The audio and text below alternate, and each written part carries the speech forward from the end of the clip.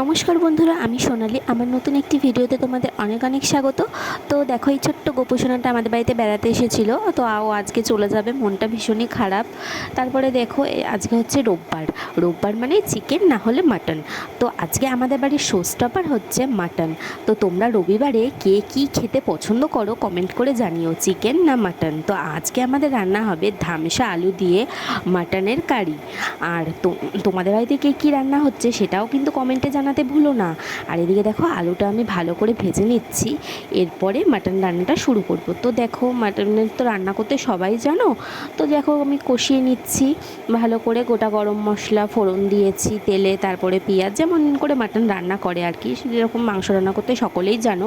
তো ভালো মতো কষিয়ে নিচ্ছি। আমি একটু ঢাকা চাপা দিয়ে মাটনটা রান্না করি, তাহলে এর স্বাদটা আর গন্ধটা দুটোই বজায় থাকে। দারুণ টেস্টি হয়েছিল। আর কথাতেই বলে ঘ্রাণেন অর্ধভোজনং, দারুণ গন্ধ বেরোচ্ছিল। আর তো দেখো, আমার মাটন রেডি। আর সাইডে রান্না করছি হচ্ছে একটু চর্বির বড়া। জানি চর্বির বড়া স্বাস্থ্যের পক্ষে খারাপ, তবুও মাঝে মধ্যে মন্দ লাগে না, বলো? তোমাদের কীরকম লাগে সেটাও কিন্তু কমেন্টে জানিও।